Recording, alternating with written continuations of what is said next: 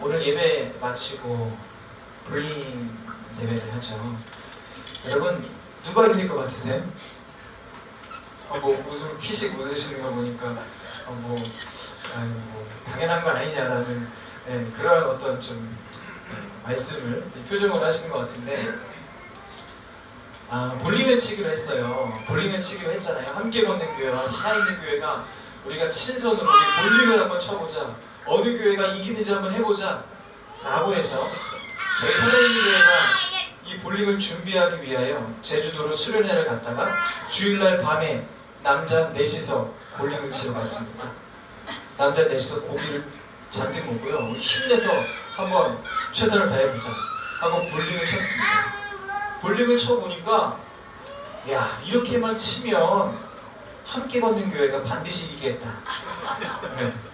함께 걷는 교회는 절대로 질 수 없겠다라는 결과가 도출이 돼서 일찌감치 마음을 정리하고 우리는 그냥 친선에 최선을 다하기로 그렇게 결정을 하였습니다. 누구나 우리 마음 가운데는 승리하기를 원합니다. 말은 이렇게 했지만 그래도 우연이라도 좀 이기고 싶은 마음이라고 해야 될까요? 누구나 우리는 이렇게 승리하고자 하는 마음이 있습니다. 그게 뭐 스포츠이건 공부이건 어떤 환경, 어떤 분야이건 누구나 승리하고 싶은 마음을 가지고 있습니다. 여러분 왜 그럴까요? 우리는 왜 승리하기를 원할까요? 승리를 통해서 얻어지는 유익들이 있죠. 예를 들어서 전쟁이라고 하면, 전쟁에서 승리하면 생명을 유지하고 보존할 수 있습니다. 아시안게임 축구에서 승리하면 군면제죠. 반드시 승리해야만 하는 거고요. 그만큼 승리는요 우리에게 유익을 주는데, 그 유익은 어떤 한 사람의 자존심에서부터 생명에 이르기까지 한다라는 거예요. 그래서 사람들이 이 승리를 위해서는 때로는 사람의 길을 포기할 때도 있고, 또 어떤 서로의 관계를 무너뜨릴 때도 있고, 또 비열한 방법을 쓸 때도 있습니다. 여러분 혹시 최근에 로또 사신 분 계세요? 로또 사신 분? 괜찮습니까? 로또가 어때서요? 1등 되기를 원하세요? 몇 등이었지? 1등이 되기를 위해서 사신 거잖아요. 맞아요. 1등이 되면 겁나게 좋겠죠. 네. 진짜 너무 좋겠죠. 그러니까 1등 되면은 헌금 얼마 하실 거예요? 다. 그래서 안 되는 거예요. 그래서 안 되는 거예요. 너 거짓말했어 지금. 여러분 로또 1등 된 사람은 정말 기쁠 거예요. 그런데 여러분 이거 아시죠? 로또 1등 된 사람들의 대부분의 삶이 망가졌다는 거예요. 1등 된 사람들의, 안타깝게도 대부분의 사람들의 삶이 망가졌다는 거예요. 여러분 결과적으로만 보면요, 1등 된 사람들의 삶은 결과적으로 망가졌고, 1등이 되지 않은 사람들, 우리 형제님 같은 경우는 이렇게 오늘 편안하게 이렇게 예배를 드리고 있어요. 아마 1등 됐으면 다음 주에 안 나올 수도 있어요. 여러분 그렇다면 결과적으로는 보세요. 1등 된 사람이 승리자인가요? 1등이 안 된 사람이 오늘 이렇게 평범하게 살아가고 있는 사람이 승리자인가요? 그래도 우리 이런 생각하잖아요. 그래도 1등 하면 되었으면 좋겠다. 뭐가 승리자인가요? 여러분 우리는 승리하기를 원하거든요. 승리자의 삶을 살기 원하거든요. 그렇다고 무조건 누군가를 이기고 짓밟고 이것만이 진짜 승리인가? 우리가 승리자의 삶을 살기를 원하고, 또 승리자의 삶을 살려면 참된 승리, 진짜 승리가 무엇인지를 알아야 돼요. 특별히 우리 그리스도인들은요, 오늘 말씀을 통해서 우리 승리에 대한 말씀 나눌 거거든요. 우리 여기 있는 우리 모든 성도님들이 정말 참된 승리자 되어서 이 땅 가운데 그 승리를 누리고, 또 그 승리를 통하여 하나님께 영광 돌리는 귀한 모든 성도님들 되시기를 축복합니다. 오늘 우리가 함께 읽은 이 역대상 19장은요 다윗 시대의 말씀이에요. 이 다윗이 다스리고 있는 이스라엘이 있는데, 이스라엘의 인접 국가 중에 암몬이라는 국가가 있습니다. 암몬니아 아니고 그냥 암몬. 근데 이 암몬 국가의 왕이 나하스였어요. 그런데 이 암몬 국가와 이스라엘은 아주 우호적인 그러한 국가였습니다. 서로 화친하는 그러한 관계였는데요. 이 암몬의 나하스 왕이 죽게 됩니다.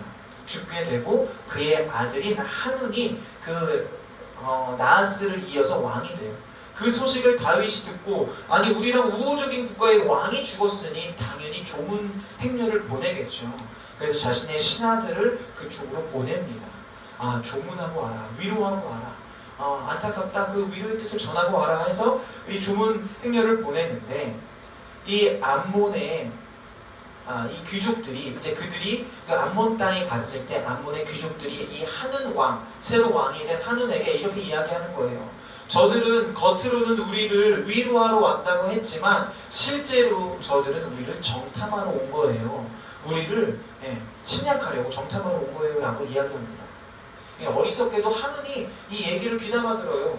그리고 안 되겠다, 그럼 우리가 이들을 붙잡아야겠다고 해서 이 조문객들을 붙잡아다가 이들에게 아주 심한 구욕을 줍니다. 수치를 줘요. 어떤 수치를 주냐면 수염을 다 깎아요.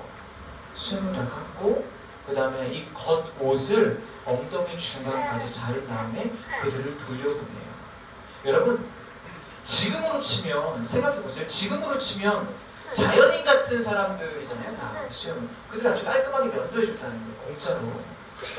그리고 그 다음에 이제 겉옷이 기니까 엉덩이 부분까지 아주 깔끔하게 정리를 해준 거죠.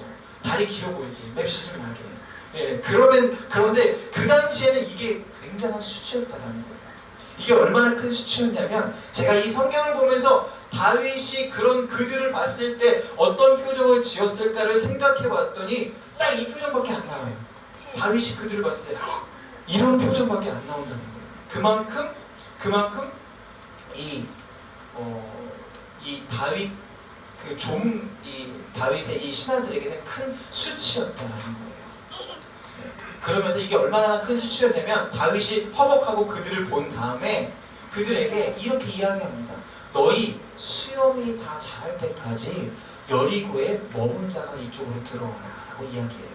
무슨 말이냐면요, 그 수치가 너무 크니까, 그 모욕감이 너무 크니까 외형적인 모습뿐만이 아니라 정신적으로도 충격이 있으니까 야 그래 너희 거기서 쉬다 와, 위로 휴가를 줬다라는 거예요. 마음을 추스릴 수 있도록. 이렇게 자신의 신하들을, 호의를 악으로 갚은 이 암몬을 향해서 다윗은 어떻게 반응했을까요? 전쟁을 준비했죠. 너무 화가 나는 거예요. 아니 감히 우리가 선을 베풀었는데 그것을 이렇게 악으로 갚네? 전쟁을 준비했어요. 그렇다면 이 암몬의 한운 왕은 어땠을까요? 당연히 다윗이 전쟁을 준비할 줄 알았겠죠. 우리가 이렇게 그들을 대했으니까 당연히 우리에게 전쟁을 걸겠지? 라고 해서 그들 또한 전쟁을 준비합니다.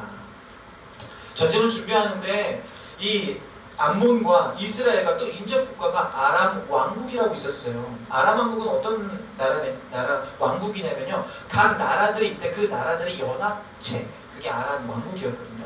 그 아람 왕국에 이 암몬의 한운이 용병을 고용을 하는 거예요. 은 1000달란트를 주고. 이 은 1000달란트는 엄청난 금액입니다. 그러니까 이 군대의 규모가 얼마나 됐냐면요, 마병과 군대도 엄청난 숫자였는데 전차만 32,000대, 그 당시에 전차만 32,000대를 고용할 정도의 엄청난 돈이었어요. 그런 엄청난 대군을 데리고 암몬의 이 군대까지 합쳐서 그들과 함께한 그 아람의 용병들과 연합한 왕들과 함께 이스라엘을 향해서 내가 먼저 다윗을 쳐야겠다라고 하고 이스라엘 향해서 갑니다. 그리고 결국에는 그 이스라엘 그 다윗 성 앞에까지 이르게 되고요. 그들은 그 앞에서 진을 쳤어요. 다윗이 이제 이 소식을 듣고 전쟁을 하러 왔으니까 전쟁을 해야 되잖아요. 그래서 안 되겠다, 빨리 전쟁해야 되겠다고 하고 본인이 나간 게 아니라 군대 장관인 이 요압의 군대 장관인 요압에게 빨리 나가서 전쟁을 해라라고 이야기를 합니다.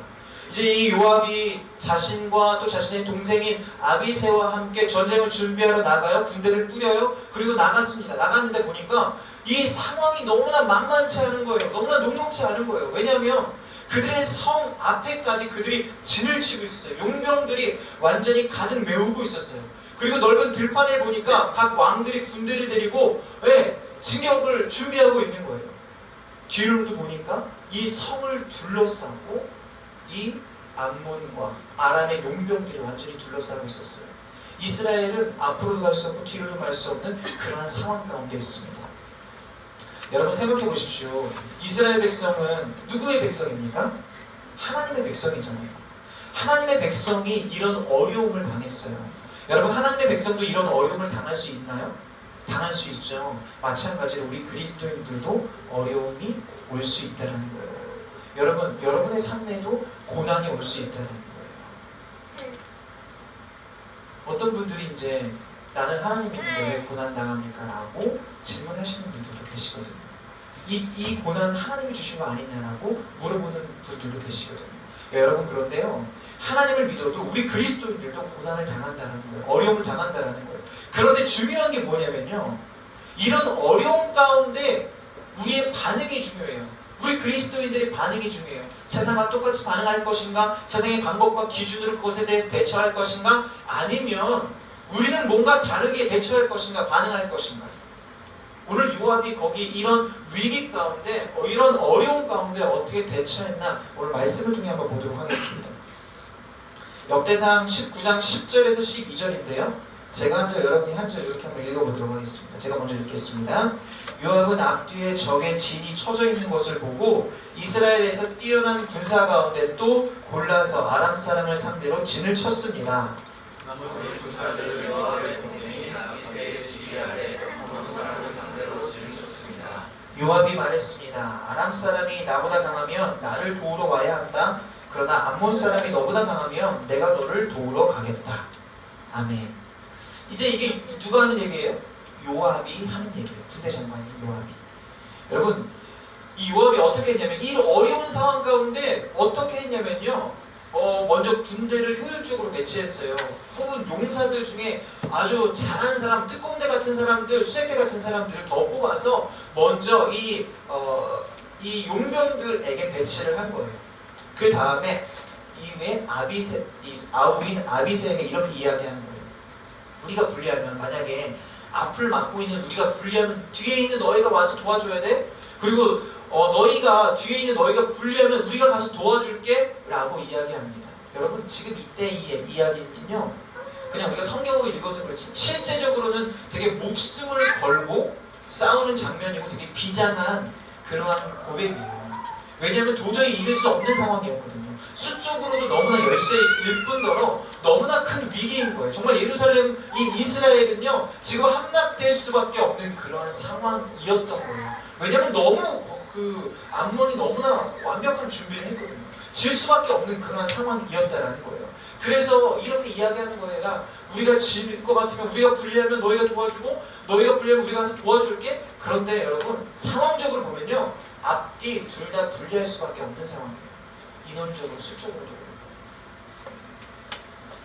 그런데 이 요압이 이렇게 이야기하는 게 13절에 보니까 이렇게 고백을 해요. 우리 함께 13절 말씀을 한 목소리로 읽겠습니다. 시작.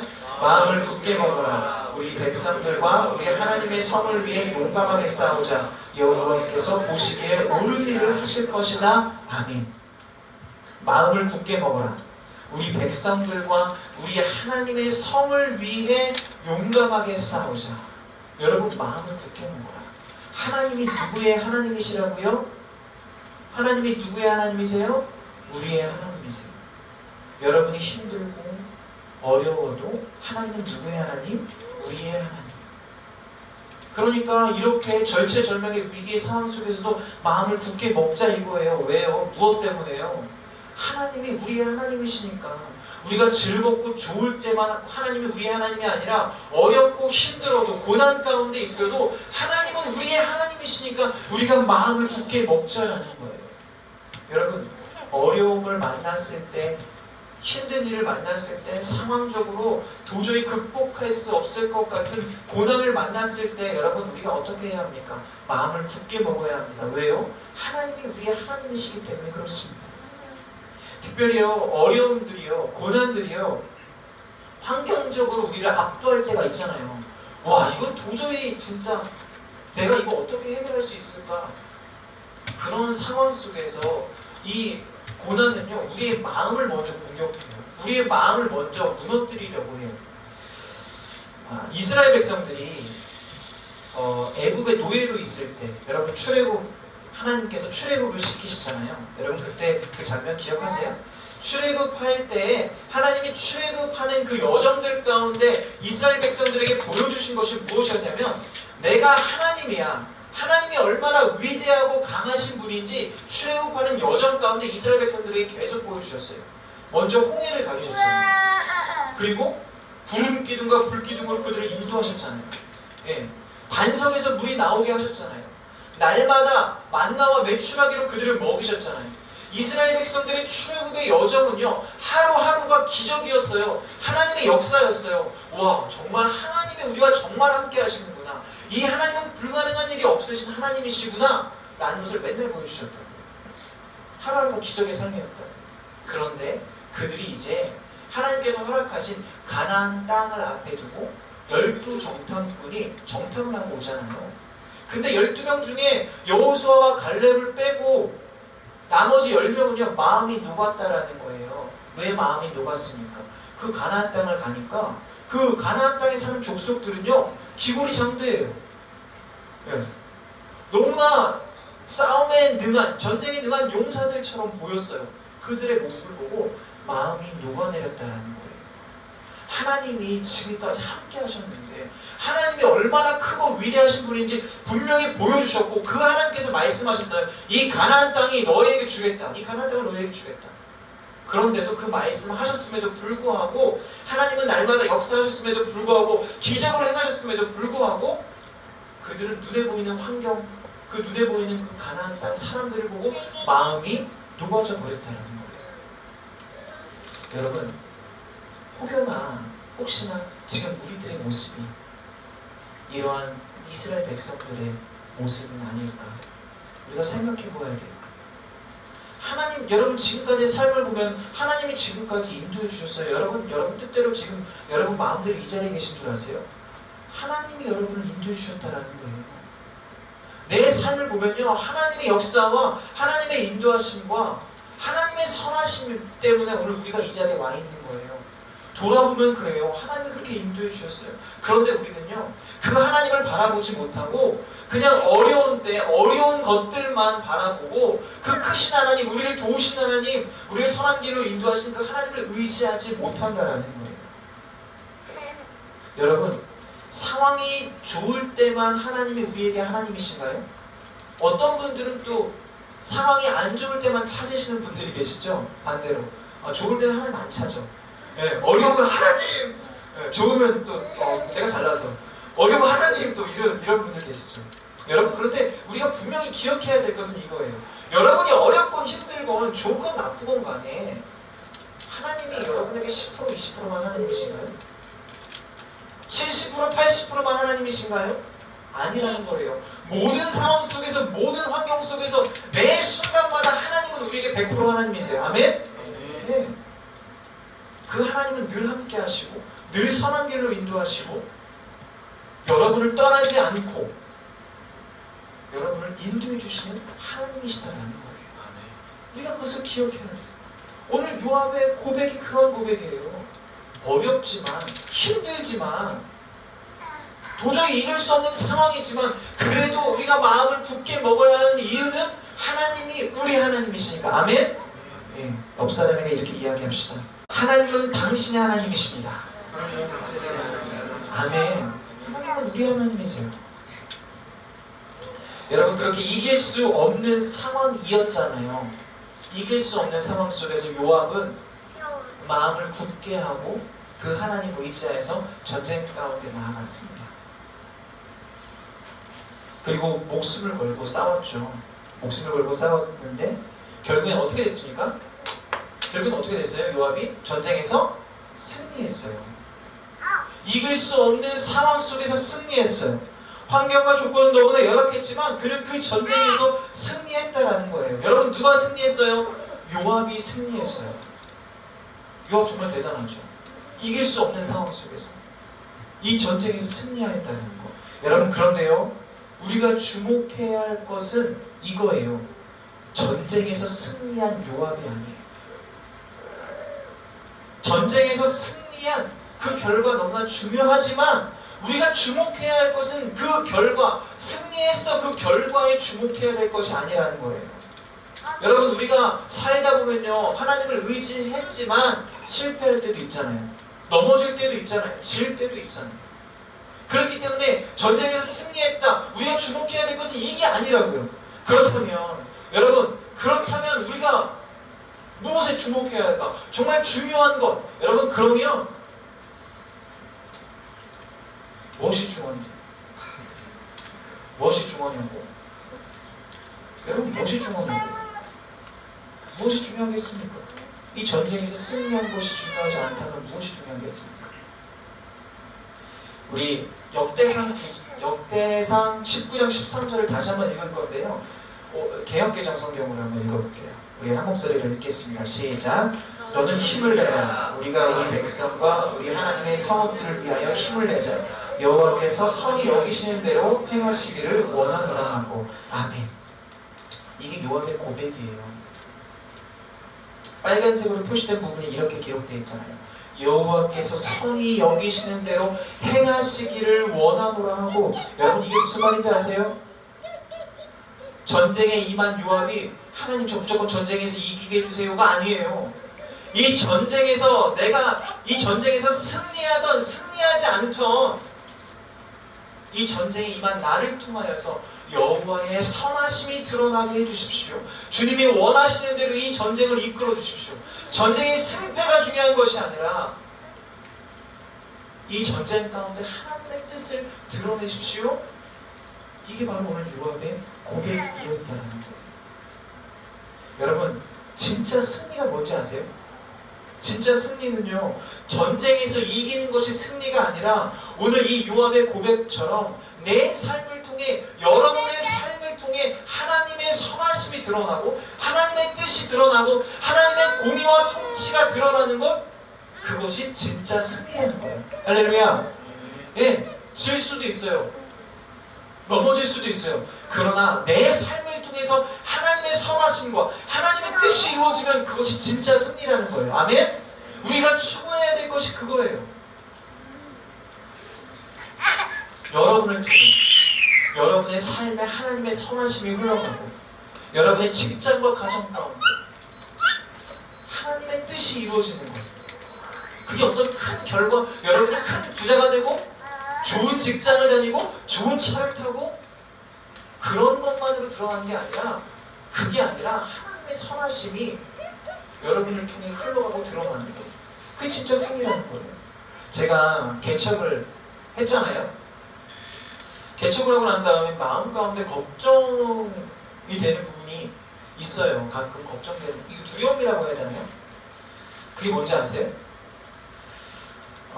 실패에 대한 두려움이에요. 실패에 대한 두려움. 실패에 대한 두려움. 무엇에 대한 실패일까요? 목회에 대한 실패예요. 이상하죠? 목회가 성공과 실패가 있나요? 승리와 실패가 있나요? 근데 사람들은 판단하잖아요. 교회가 막 크고 성도가 크고 교회 사이즈를 보고, 와, 이 사람 교회 크고 성도가 많으면 이 사람 목회에 성공했네, 승리했네, 아니면 실패했네 라고 판단을 하거든요. 저도 마음 가운데 그런 걱정이 있는 거예요. 수적으로 성장하지 않으면 어떡하지? 우리 살아있는 교회가 수적으로 성장하지 않으면 어떡하지? 이런 걱정과 두려움이 있는 거예요. 여러분, 그런데 그거 누가 주는 건가요? 그것은 무슨 기준인가요? 세상의 기준이더라. 수적으로 성장하지 않으면 어떻습니까? 여러분, 수적으로 성장하지 않으면 어때요? 나를 통해 하나님의 선하심이 드러나는 게 중요하다고. 하나님께서 말씀하신 거예요, 저한테. 그거는 세상의 기준이야. 너 왜 하나님의 종이라고 하면서 그런 세상의 기준을 따르는 거야? 진짜 승리는 너를 통해, 너희 교회 성도가 한 명도 없어도 너를 통해 나의 선하심이 나타나고 드러나는 것, 나의 뜻이 나타나는 것, 그것이 진짜 승리야. 하나님께서 말씀하셨어요. 여러분, 여러분이 뭐 좋은 직장에 들어가고 좋은 어떤 돈을 많이 벌고 이게 너무 중요해요. 근데 이것이 최종 목적이 되면 안 돼요. 이것을 통하여서 결국에는 하나님의 선하심과 하나님의 뜻이 드러나야만 합니다. 이것이 진짜 승리예요. 아멘?